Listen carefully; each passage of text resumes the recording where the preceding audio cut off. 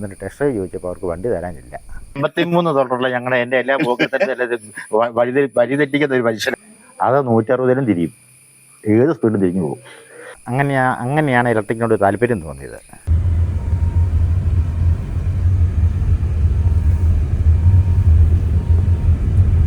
ഈ Vitara India's largest മാനുഫാക്ചറിന്റെ first electric vehicle ആണ്. Welcome to yet another episode of velocity.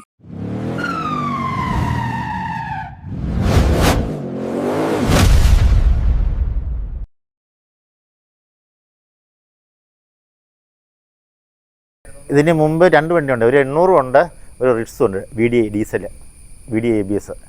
അത് 263 ഓടി. വണ്ടി നല്ല കണ്ടീഷനായിരുന്നു, എഞ്ചിന് കുഴപ്പമൊന്നുമില്ല, നല്ല അത്യാവശ്യം നല്ല മൈലേജും ഉണ്ട്. പിന്നെ വീട്ടുകാർക്കെല്ലാം വണ്ടി മാറണമെന്നും പറഞ്ഞ് എന്നും പരാതിയായിരുന്നു.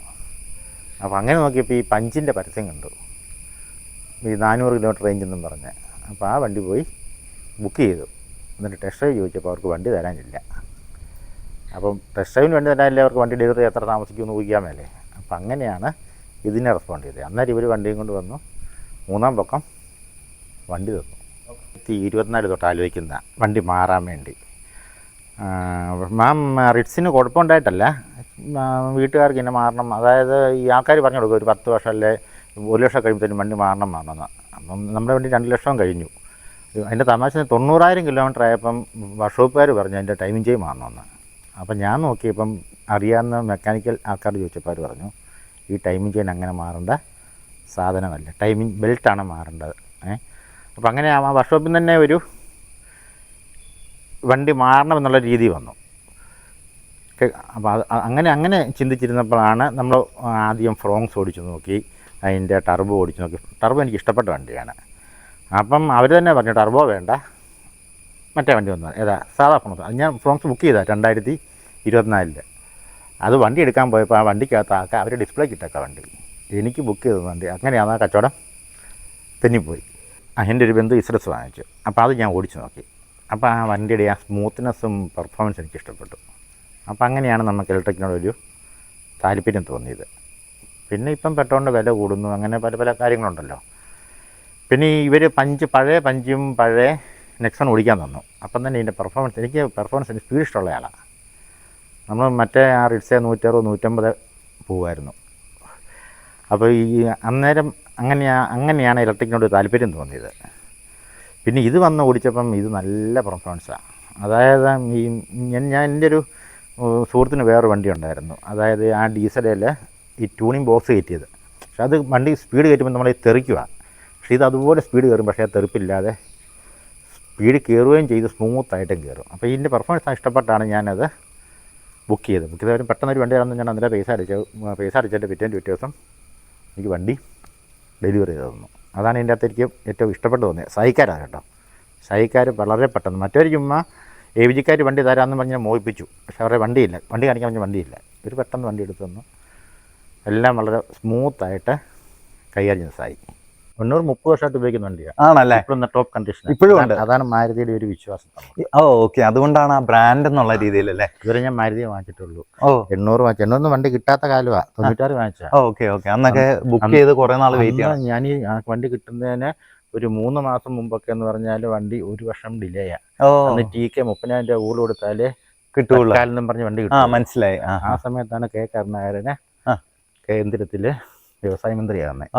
അപ്പം പുള്ളി കേരളത്തോട്ട് കൂടുതൽ വണ്ടി അലോട്ട് ചെയ്തു. അങ്ങനെയാണ് 3 മാസം കൊണ്ട് വണ്ടി കിട്ടും. ശരി. അപ്പം ഡീസൽ പെട്രോൾ വണ്ടികൾ രണ്ടും ഉപയോഗിച്ചിട്ടുണ്ട്. രണ്ടിന്റെ ആ ഒരു ഫണ്ണും കാര്യങ്ങളും ഒക്കെ അറിയാമല്ലോ. ഇപ്പം മാരുതി 800 കഴിഞ്ഞ് റിറ്റ്സ് ആയിരുന്നോ? വേറെ ഈ 2 വണ്ടികളെ ഈ 30 വർഷത്തിനുള്ളിൽ ഉപയോഗിച്ചിട്ടുള്ളൂ അല്ലേ? അപ്പൊ ശരിക്കും പറഞ്ഞാൽ വണ്ടി എടുത്ത് എപ്പോഴും അപ്ഗ്രേഡ് ചെയ്യുന്ന ഒരു സ്വഭാവമുള്ള ആളല്ല. എനിക്ക് 800 മാറാൻ താല്പര്യമില്ല. ഇപ്പോഴും 800 ഇപ്പോഴും ഉണ്ട്. 2030 വരെ ഓടിക്കാം. അപ്പം ശരിക്കും പറഞ്ഞാല് നമ്മളിത് ടോട്ടലി ഒരു ഡിഫറെന്റ് ടെക്നോളജി ആണല്ലേ. നമ്മളൊരു പെട്രോൾ വണ്ടി ഓടിക്കുന്ന പോലെയോ ഡീസൽ വണ്ടി ഓടിക്കുന്ന പോലെയോ ഒന്നുമല്ല. അപ്പൊ എന്തൊക്കെ ആങ്സൈറ്റീസ് ആയിരുന്നു ഉണ്ടായിരുന്നത്? ഇങ്ങനെ പലരും പറഞ്ഞ ഈ വണ്ടി വഴി കിടന്നു പോകും, ലോറിയെ കയറ്റിക്കൊണ്ട് പോകണം, അങ്ങനെയൊക്കെ ഒരു സംസാരം ഉണ്ടായിരുന്നു. അത് റേഞ്ച് ആങ്സൈറ്റി ആണോ? അല്ല, ഞാൻ പറഞ്ഞ ആൾക്കാർ സംസാരിക്കുന്നതാണ്. അതുകൊണ്ടാണ് നമ്മൾ ഇതിനെപ്പറ്റി വലിയധികം ബോധർ ചെയ്യാതെ. ഞാൻ ഈ ടെസ്റ്റ് ഒന്നും ഈ വണ്ടി എടുത്തിട്ടില്ല. ശരി. ഞാനിതെല്ലാം മറ്റേ ഗ്രാൻഡ് വിറ്റാര, ബ്രീസ് ഇതെല്ലാം ഓടിച്ചു നോക്കി. ഇതിനകത്ത് എനിക്ക് ഏറ്റവും ഇഷ്ടപ്പെട്ട ഫ്രോങ്സ് ആട്ടോ, ഉള്ള കാര്യം പറയാനല്ല. ഫ്രോങ്സിന് നല്ല ടർബോയ്ക്ക് നല്ല സ്പീഡാണ് എനിക്ക് വേണ്ടത്, സ്പീഡും കൺട്രോളാണ്. അപ്പോൾ അങ്ങനെ നോക്കിയപ്പോൾ ഇതൊന്നും ഈ വണ്ടിയൊന്നും ഇതിൻ്റെ അടുത്ത് ഈ ഫ്രോങ്സിൻ്റെ അടുത്തൊന്നും നിൽക്കുകയല്ല. ഏതാ ഈ വിറ്റാരയോ ഒന്നും നിൽക്കുക, ഗ്രാൻഡ് വിറ്റാരോ നിൽക്കുക, ഗ്രാൻഡ് വിറ്റാര. അപ്പം അന്നേരമാണ് ഈ ശ്യാമിൻ്റെ പറഞ്ഞ ബന്ധുവിൻ്റെ അത് നല്ലൊരു പെർഫോമൻസ് എനിക്ക് ZS-EV അല്ലേ? ഓക്കെ. അപ്പം അങ്ങനെയാണ് ഞാൻ ഇലക്ട്രിക്കിനോട് താല്പര്യം വന്നത്. ഇലക്ട്രിക്കിലേക്ക് വന്നത് ആ ഒരു പിന്നെ പെട്ടെന്നുള്ള ഇനിഷ്യൽ പിക്കപ്പ് അല്ലേ? പിക്കപ്പ് നല്ല സ്മൂത്ത് അല്ലേ? സ്മൂത്ത് ആണ്, സൗണ്ട് ഇല്ല അല്ലേ? Okay great. എന്തെങ്കിലും ഒരു അലട്ടുന്ന എന്തെങ്കിലും പ്രശ്നങ്ങളുണ്ടായിരുന്നോ? ഒന്നുമില്ല. അല്ല, ഞാനിങ്ങനെ റേഞ്ചിന്റെ ഒക്കെ അങ്ങനെ റേഞ്ച് ആങ്സൈറ്റി ഉണ്ടോ? നമുക്കില്ല. ഞാൻ പറഞ്ഞു അങ്ങനെയൊക്കെ ചിന്തിച്ചാണ് ഇത് എക്സ്ട്രാ എടുക്കാൻ. പിന്നെ ഈ ഇലക്ട്രിക്കൽ വരാൻ കാര്യം ഈ പഞ്ചിന്റെ പരസ്യം 15 മിനിറ്റ് കൊണ്ട് അവർക്ക് 0 to 80 അതൊക്കെയാണ് ഞാൻ കയറി പഞ്ച് ബുക്ക് ചെയ്തത്. അവർ വണ്ടി തരാമെന്നും പറഞ്ഞു. ചാർജിങ് അല്ലേ 0 to 80? പെട്ട് 15 മിനിറ്റ് ഞാൻ നമ്മളൊരു സീറ്റ് കിങ് മേടിക്കുന്ന സമയമുള്ളൂ. മനസ്സിലായി. പക്ഷെ ഈ വണ്ടി വായിച്ചപ്പോഴേക്ക് റേഞ്ച് ആൻസൈറ്റി ഇല്ല. ഇതെന്നെ എങ്ങനെ പോയാലും 100 മണ്ടേ പോയാലും 350 കിലോമീറ്റർ കിട്ടുമല്ലേ? ഓ ശരി. അപ്പൊ എപ്പോഴും നമ്മൾ ഈ ഒരു ഇലക്ട്രിക് വണ്ടി എടുക്കുമ്പോൾ ഒരു റേഞ്ച് ആങ്സൈറ്റി ആണ്. നമ്മൾ പലപ്പോഴും ഇപ്പൊ ലോങ് ഡിസ്റ്റൻസ് ഒക്കെ പോയിട്ടുണ്ടോ? ഞാൻ തൃശ്ശൂര് പോയി, പിന്നെ മേഘമല പോയി, ഇതെല്ലാം പോയി. ഒരു പ്രശ്നമില്ലാണ്ട് വണ്ടി പോയിട്ട്. ഇപ്പൊ മേഘമല എന്ന് പറഞ്ഞാൽ പോയിട്ട് തിരിച്ചു വരാനുള്ള ഡിസ്റ്റൻസേ ഉള്ളൂ അല്ലേ? മേഘമല ഞാൻ 200 കിലോമീറ്റർ ഉണ്ട് ഒറ്റ വഴി. അത് നല്ല കയറ്റമാണ്. അല്ല, എന്നിട്ട് ചാർജ് ചെയ്തോ? അല്ല, മേഘമല കയറിയിട്ട് തിരിച്ച് ഇറങ്ങി. ഞാൻ വേറെ അണക്കര പോയിട്ട് 8 മൈലിൽ പോയിട്ടാണ് മേഘമല പോയത്. മേഘമല പോയിട്ട് തിരിച്ചു വന്നപ്പോൾ അവിടെ ചാർജിങ് സ്റ്റേഷൻ 8 മൈൽ വരെ ചാർജിങ് സ്റ്റേഷൻ ഉണ്ട്. എന്നിട്ട് ഞാൻ വീട്ടിൽ നിന്ന് ഈ സാധനം സ്മോൾ 1 കിലോവാട്ടിന് അല്ല 3 കിലോവാട്ട് ചാർജ് വെച്ച് ചാർജ് ചെയ്തിട്ട് ഫുള്ളായില്ലെന്നേ ഉള്ളൂ നാട്ടിൽ വന്നു. ചാർജ് ചെയ്യേണ്ട കാര്യമില്ല, ചാർജ് ചെയ്തില്ലേലും പലയി വന്നേ. ഓക്കെ. അന്നേരം ഒരു 30 കിലോമീറ്റർ. ഇതിൻ്റെ ഞാൻ ശ്രദ്ധിച്ചൊരു കാര്യമുണ്ടല്ലോ, ഒരു 30 താഴെ ഇതിൻ്റെ ചാർജ് പെട്ടെന്ന് ഇറങ്ങത്തില്ല. ഓക്കെ. ഒരു 35 വരെയൊക്കെ ഇറങ്ങിയാൽ അത് കഴിഞ്ഞാൽ പിന്നെ ചാർജ് വളരെ സ്ലോയിലേ. 35% ഉള്ളപ്പം പിന്നെ പതുക്കെ ഡ്രെയിൻ ആവുള്ളൂ അല്ലേ? ഓക്കെ. അത് നോട്ട് ചെയ്തിട്ടുണ്ട്. ഓക്കെ. അങ്ങളെ എപ്പോഴും ആളുകൾ പറയും ഈ ഇലക്ട്രിക് വണ്ടി ഉള്ളവര് ഒരു സെക്കൻഡ് കാറായിട്ട് കൺസിഡർ ചെയ്യാൻ പറഞ്ഞു. എൻ്റെ ഒരു ചേട്ടനമ്മ പറഞ്ഞു അങ്ങളെ ഒരു വേറൊരു വണ്ടി വേണമെന്ന് പറഞ്ഞു. ഞാൻ റിപ്സ് വിൽക്കുന്നില്ലെന്ന് വെച്ചാൽ കൊടുക്കുന്നില്ല. ഈ വണ്ടി കൊടുക്കാനും ഇഷ്ടമില്ലായിരുന്നു. അപ്പൊ അറിയാണ്ട് ഒരു മനുഷ്യനെ വില പറഞ്ഞു, പുള്ളി വന്ന് വഴക്കുണ്ടാക്കി വണ്ടി വാങ്ങിച്ചോണ്ട് പോയി. അതാണ് പറ്റി. അല്ല, അങ്ങനെ തോന്നുന്നുണ്ടോ? ഇത് ഒരു ഇലക്ട്രിക് വണ്ടി ഞാനിപ്പോ ഇത് വന്നേ പിന്നെ ഈ വണ്ടി ഓടിച്ചിട്ടുള്ളൂ. ഒരു ദിവസം എങ്ങാണ്ട് തേങ്ങ വിരിക്കാൻ വേണ്ടി 800 കൊണ്ട് ബൈക്കിൽ പോയി. ഈ ചക്കയെ പറിക്കാൻ ഇതുകൊണ്ടാണ് പോയത്. ഈ വലിയ തോട്ടിക്ക് ഇതിനകത്ത് കയറും. ഈ സീറ്റൊന്നും പടക്കാതെ നമ്മുടെ ആ വലിയ 3 തോട്ടി ആ തോട്ടിലേക്ക് ഇതിൻ്റെ അകത്ത് വിലങ്ങനെ ഇട്ടാ പുറകില് കയറി കിടന്നോളൂ. ശരി. മറ്റേ 800 ആകുമ്പം അടി പുറവശത്തോട്ട് ഫ്രണ്ട് വരെ വരും. ഇതെന്ന് പറഞ്ഞാൽ ഇരിക്കുന്നവർക്ക് ബുദ്ധിമുട്ടില്ലാണ്ട് നമുക്ക് ഡിക്കിക്കകത്ത് തന്നെ ഇത് ഒക്കെ വെച്ച് പറ്റും. ഇതിന്റെ ഒരു പ്രത്യേകത എന്ന് പറഞ്ഞാൽ ബമ്പം ചാടി അറിയില്ല. ഇതിന്റെ ഈ സാധനം ഉണ്ടല്ലോ, എന്ന് പറഞ്ഞാൽ 2700 മില്ലിമീറ്റർ. ഫോർച്യൂണിന്റെ എത്രയാണെന്നറിയാം? 2740, അതായത് 4 സെന്റിമീറ്റർ. അതായത് ഇത്രയും വ്യത്യാസമേ ഉള്ളൂ. അത്രയും വണ്ടി സ്റ്റേബിൾ ആണ്. ഇനി ഹൈവേ പോകുമ്പോൾ നമുക്ക് BMW പിടിക്കാം. X1 സൈസ് അല്ല, അവൻ പറക്കുന്ന ഒരു പാർട്ടിയെ കിട്ടി. ഞാൻ പിടിച്ചു നോക്കി. ശരി. ഒപ്പം നിൽക്കാം. അതേപോലെ ഇത് ഇപ്പം പാലാന്നൊക്കെ പറഞ്ഞ ഒരു മലയോര ഏരിയ ആണല്ലോ. അപ്പം അങ്ങനെയുള്ള സ്ഥലങ്ങളിലൊക്കെ പെർഫോമൻസ് എങ്ങനെയുണ്ട്?